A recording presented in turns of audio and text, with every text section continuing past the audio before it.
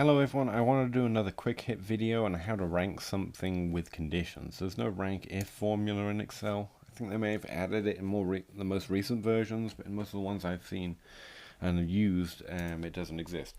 So there is a way to do it without. There is a way of making a rank if formula essentially. So what I did is downloaded the tight end database from ffstatistics.com. I deleted everything before the 2017 season, so this is just 2017 data, and I deleted everything but the team column and the targets column. And what we're going to do is look at the rank formula, count if, and then how we can use countif to create a rank if function. What the hell that means. So rank is a really good function to know for fantasy football. You literally just type in rank, and then you select the cells you want to use, not forgetting to lock them in, and then you want to which number you want to rank, and then you send it down the way. Write it backwards.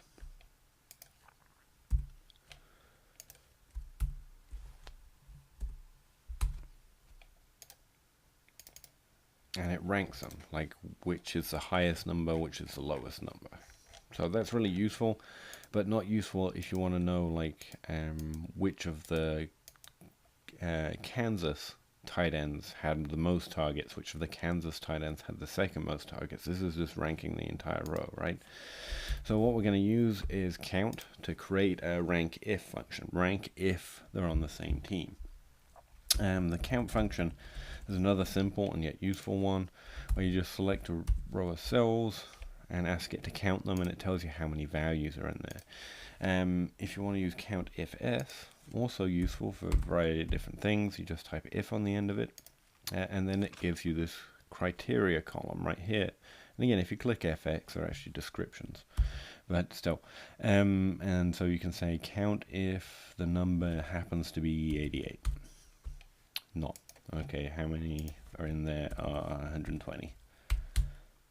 No. Okay. How many in there are 122? I know there's at least one because it's right there.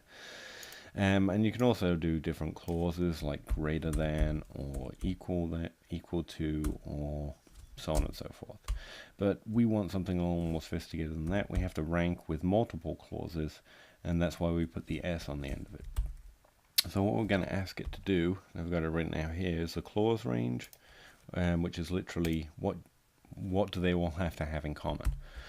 And we want them to all be on the same team. So we'll select and lock in the team column, and say it has to be the same, the criteria 1, as this player. So that's what we want to know. Count based on this name, the team name, who had more targets, whether it's Kelsey or anyone else in this row. The next thing we want to do is add the rank values in. So what are we actually going to rank? We're going to rank targets in this case. Lock them in. And then the criteria is a little more tricky. We need to put quotation marks in here because it's going to be text, and it's going to be the greater than or less than symbol. Let's start with greater than. So if a player has more targets than Travis Kelsey, or less targets than Travis Kelsey in this case, right? Then we need the ampersand or the and symbol, and we need his targets. So if they have greater than his targets, then what we want to happen is to add 1. So he'll be ranked number 4. Which we already know is wrong. So I've got that the wrong way around. So he caught more targets than anyone else in these rows, which also have this value. So they are also on Kansas City. And if we send it down, we'll see most of them are 1s because there's very rarely 2 tight ends catching passes. O.J. Howard has actually caught the second most passes for tight ends. We know Cameron Brate actually had the first most.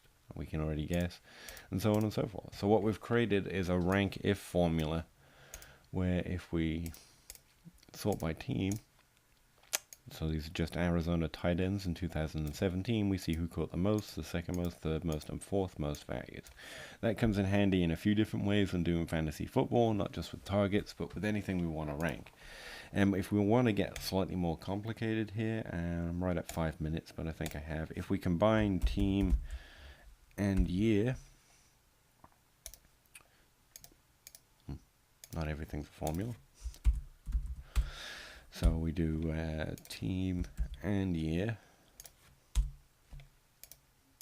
Send that down the row. So this column will have every team and year listed. And if we were to rank it by that column, what we'll be able to do with the entire FS statistics database is rank it through the seasons, right? So we wouldn't have to just keep changing it out.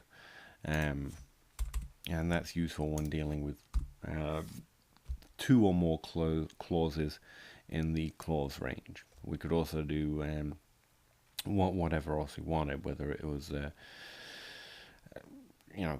season, year, and head coach. I don't know, whatever you wanted to rank it by. So yeah, that is how to create what is essentially a rank if function using count.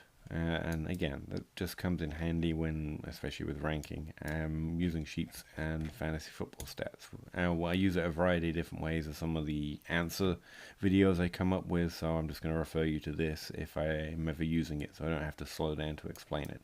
Instead, I'm doing that here. Alright, if you have any questions, comment down below or hit me up on Twitter at pahowdy.com. No, just at pahowdy.